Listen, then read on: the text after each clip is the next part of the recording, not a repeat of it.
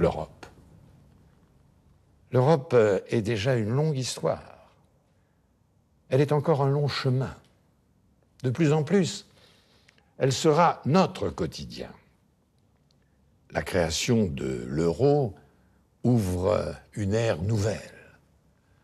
L'euro va changer l'Europe, et d'abord les mentalités.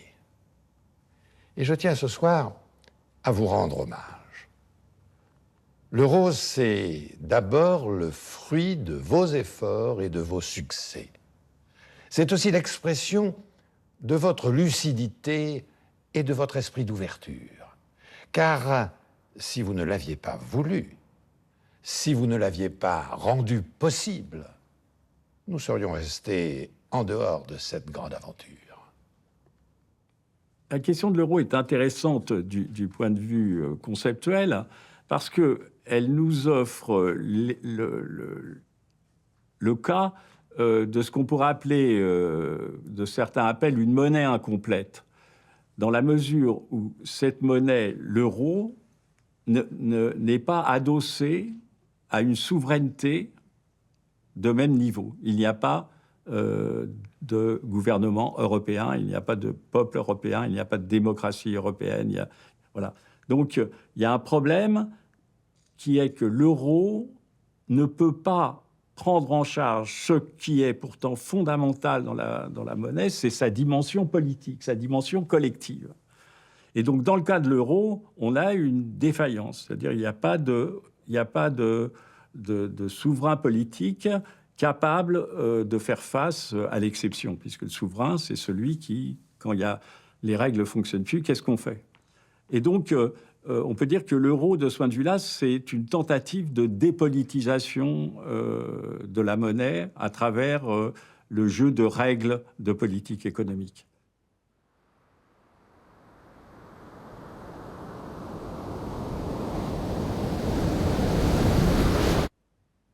Die große Griechenland-Krise, ja, nach der Finanzkrise, La crise financière grecque, comme la crise de l'euro en 2015, a eu de profondes répercussions en Allemagne. Beaucoup d'Allemands reprochaient aux Grecs de ne pas savoir gérer leur économie. Pourquoi compenser leurs défaillances à nos frais, se demandaient-ils. Pourquoi leur accorder un plan de sauvetage? Ce type de réaction montre la difficulté de construire une zone euro où l'Allemagne devrait, par exemple, au nom d'une politique solidaire, effectuer des transferts vers les pays du Sud. C'est pourquoi on a préféré une union monétaire à une véritable union politique. L'Allemagne est une république fédérale. Elle est constituée de Länder qui, avant l'euro, utilisaient le mark, la monnaie commune de la Confédération. Comme les économies des Länder sont différentes, cela fonctionnait grâce à des politiques de compensation.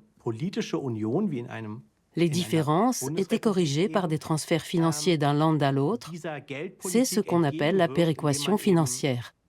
In Deutschland gibt es ja den Länderfinanzausgleich, also Geld von einem Land in das andere schafft. En Europe, à l'inverse, dans un vaste espace économique composé de pays aux conjonctures et aux traditions économiques très différentes, on crée une tension en se limitant à une politique monétaire commune.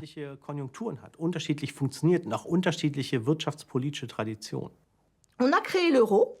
On n'a pas créé de budget fédéral, c'est-à-dire que l'euro est confronté, la Banque centrale européenne est confrontée à autant de souverains qu'il y a de pays membres de la zone euro. C'est-à-dire que si un pays membre de la zone euro, sa dette est attaquée sur les marchés, et jusqu'à un point où ces situations de finances publiques font qu'il puisse y avoir un doute sur le fait que le pays serait capable de renflouer ses banques au cas où ces banques fassent faillite. Eh bien, à ce moment-là, on peut se poser la question de la sortie de l'euro du pays en question. C'est exactement ce qui s'est passé avec la Grèce. À un moment, on s'est posé la question de la sortie de la Grèce de la zone euro.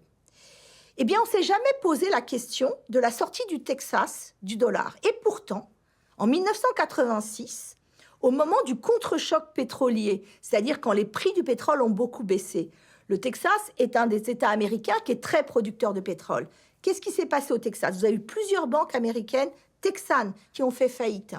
Vous avez eu l'État texan qui se situait dans une situation budgétaire qui était très problématique. Ce qui s'est passé, c'est que comme vous avez un budget fédéral, ce n'est pas des discussions de marchands de tapis entre les différents États américains.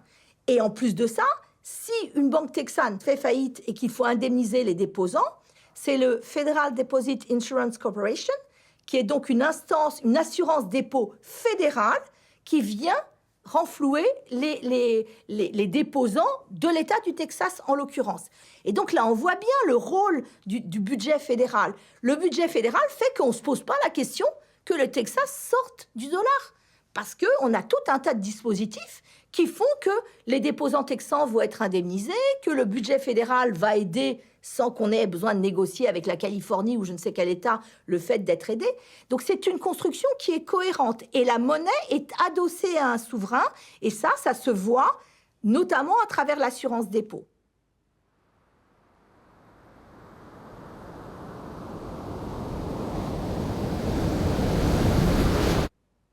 There is a very interesting write-up of the by the Financial Je me Times souviens d'un article du Financial Times. Il revenait sur la crise de 2008, cette crise de la zone euro transformée en crise de la dette souveraine, quand se sont multipliées les attaques spéculatives contre les pays dits périphériques.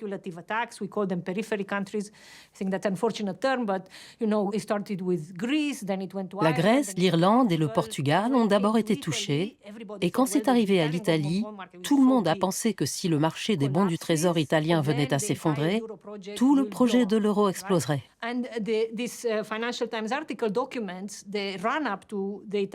Cet article du Financial Times raconte comment Angela Merkel, entourée de Barack Obama et de responsables politiques européens, s'est mise à pleurer.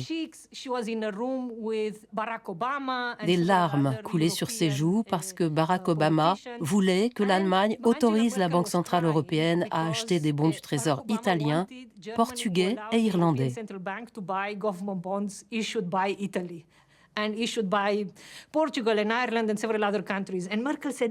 Et Merkel disait non, ce n'est pas possible. Cela donnerait l'impression qu'on autorise la Banque centrale à créer de la monnaie au profit de gouvernements irresponsables. Les gouvernements périphériques de l'Europe doivent être disciplinés par les marchés financiers et non soutenus par la Banque centrale européenne. Cet épisode le révèle.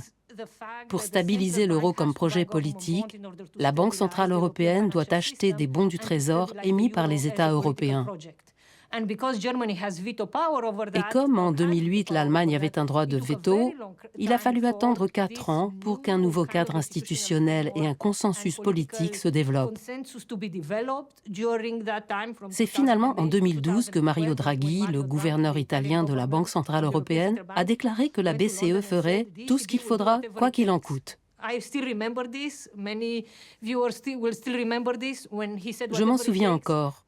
En pratique, cela signifiait que pour sauver l'euro, la BCE devait acheter des bons du Trésor des États européens, quelle que soit la spéculation et quelles que soient les larmes versées par Angela Merkel.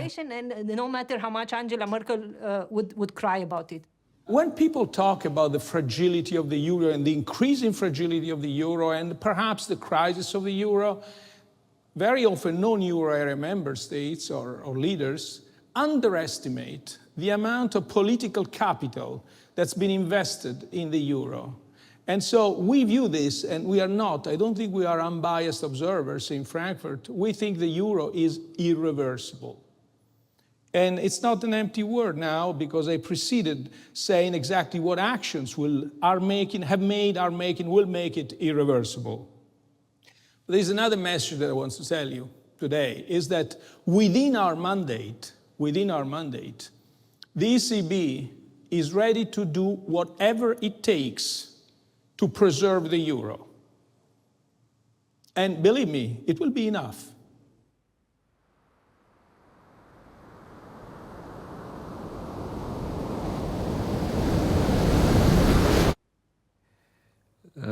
Until 2012, we only had a monetary union. Jusqu'en 2012, on n'avait qu'une union monétaire. Avant que l'euro soit lancé, les économistes protestaient. Ça n'avait aucun sens de n'avoir qu'une union monétaire, il fallait aussi une union bancaire. A founding father of Europe, Jean Monnet, argued the European project Un des pères fondateurs de l'Europe, Jean Monnet, specific avançait que le projet européen, c'était traiter un problème spécifique, trouver une solution et être conscient qu'il y aura toujours des crises, que l'Europe se forge dans les crises. Europe is forged in crisis. And the answers are responses to those crises. I'm almost quoting literally. Progresser en réagissant aux crises, on a appelé cela la méthode Monnet. La méthode Monnet. And how does it work in Comment the case cela of the marche-t-il euro? dans le cas de l'euro? We On a started commencé une monetary union union monétaire without a sans banking union union. Now bancaire. comes the great financial crisis, and Puis that il y a eu la aftershocks crise de of the euro 2008, crisis la in crise de l'euro en 2010, 2010, and so et forth. ça nous a amenés, avec la Grèce, à une situation où l'euro était au bord du gouffre. The euro was about to fall apart.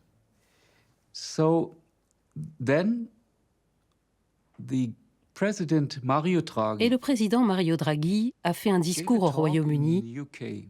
On fera ce qu'il faudra, quoi qu'il en coûte. We do whatever it takes. What is often forgotten with On oublie in souvent our qu'il a mandate. ajouté dans les limites de notre Whatever mandat. it takes within our mandate.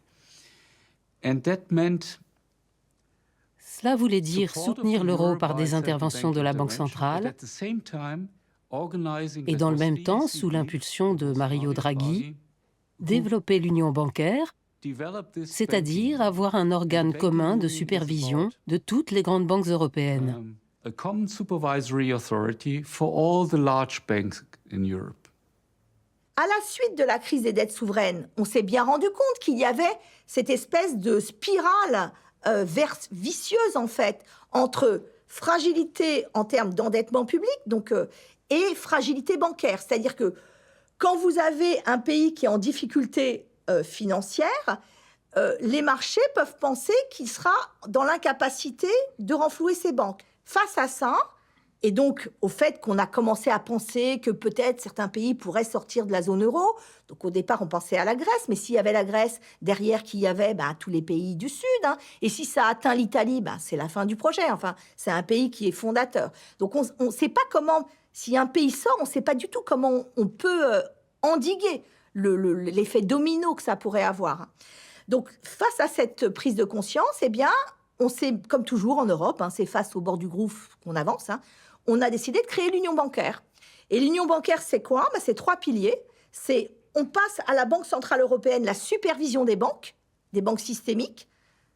Et c'est normal, c'est les principales créatrices de monnaie. Donc ça veut dire que la BCE a un pouvoir, de détecter les banques qui seraient à problème, qu'il faut recapitaliser, etc. Un mécanisme de résolution bancaire qu'on passe au niveau fédéral aussi. Et le 3e pilier, qui est le seul sur lequel on n'a pas avancé, et qui est probablement le plus important, on avait prévu une assurance dépôt fédérale. C'est-à-dire que quand une banque d'un pays de la zone euro est en difficulté financière et qu'il faut indemniser les déposants, ce ne soit pas le pays de la maison mère, le pays de la maison mère de la banque en question qui renfloue, mais bien un dispositif fédéral. Et ça, on n'a pas avancé. Donc l'euro est toujours une monnaie incomplète.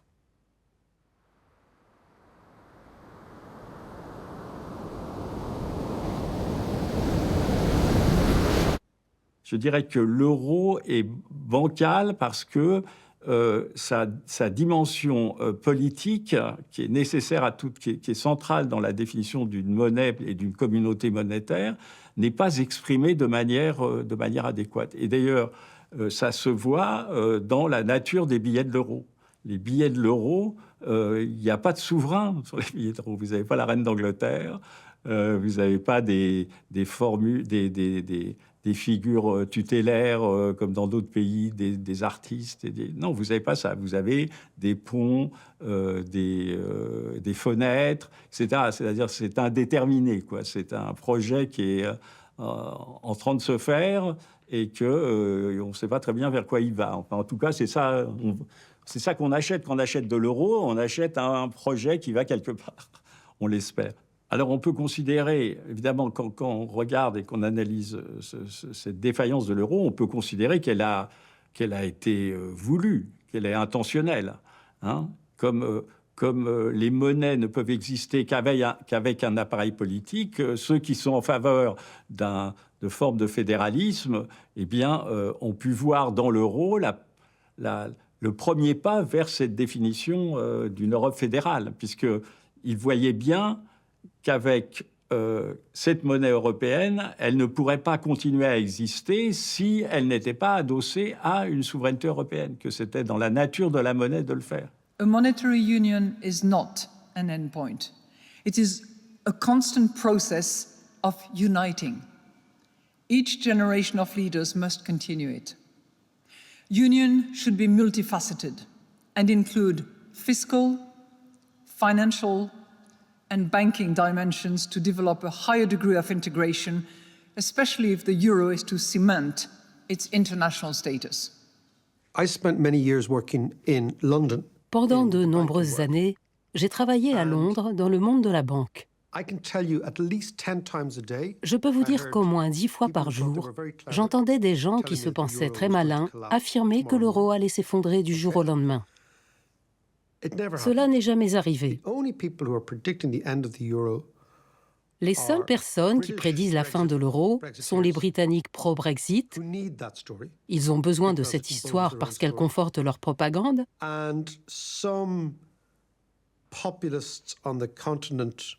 Et certains populistes sur le continent européen.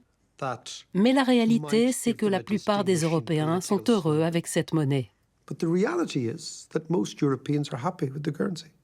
Lorsque les parités de change ont été fixées en 1999, il y a eu une volonté, à mon avis absurde, d'un certain nombre de pays de la zone méditerranéenne, et y compris de la France, de faire remonter leur monnaie, à l'époque, contre le Deutschmark. Et la relative désindustrialisation, ou le haut niveau de taux de chômage pendant les 2 décennies qui ont suivi la mise en place de l'euro, dont je pense surtout à Italie, Espagne et France, ont été en partie le prix qu'une génération entière a payé pour la mise en place d'une monnaie unique, pas forcément de manière optimale dans la zone monétaire concernée. Alors, on a ce concept de zone monétaire optimale aussi. Une zone optimale réunit des pays qui ont à peu près des niveaux de compétitivité qui se ressemblent, ce qui veut dire que si maintenant cette compétitivité n'est pas la même, il faut qu'il y ait mobilité des facteurs de production. Si on prend un pays fort et un pays faible qui se mettent ensemble, qui ont la même monnaie, le pays faible va perdre des emplois, le pays fort va en gagner. La critique la plus courante de l'euro, c'est d'être une union monétaire sans union budgétaire ni politique.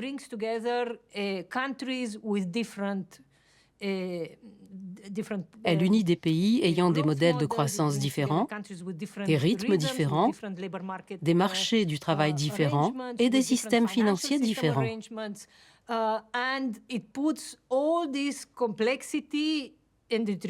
Toute cette complexité est réduite au seul taux d'intérêt que la Banque centrale européenne, l'institution la plus importante pour l'euro, est censée gérer de manière équitable.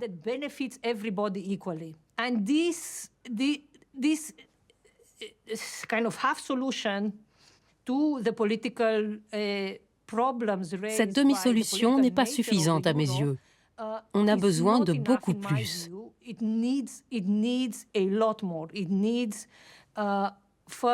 On a besoin d'une dette commune et d'une union politique plus resserrée.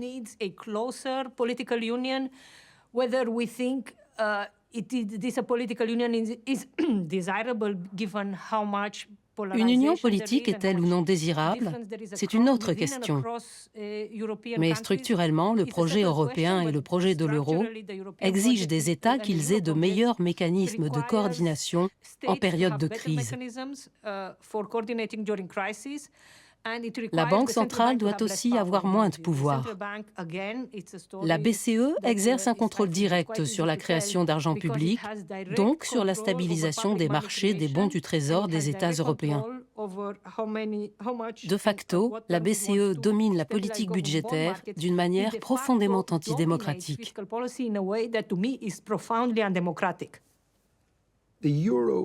L'euro est un excellent exemple d'opportunisme politique de la part des bureaucrates français. Au début de l'Europe, il y avait deux théories sur l'intégration européenne. Les monétaristes pensaient qu'il fallait la forcer rapidement par une monnaie unique.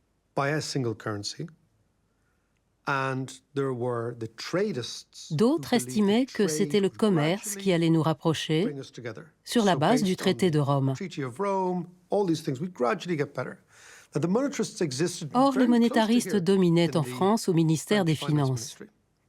Jacques Delors était l'un de leurs théoriciens et il pensait qu'il fallait aller très vite.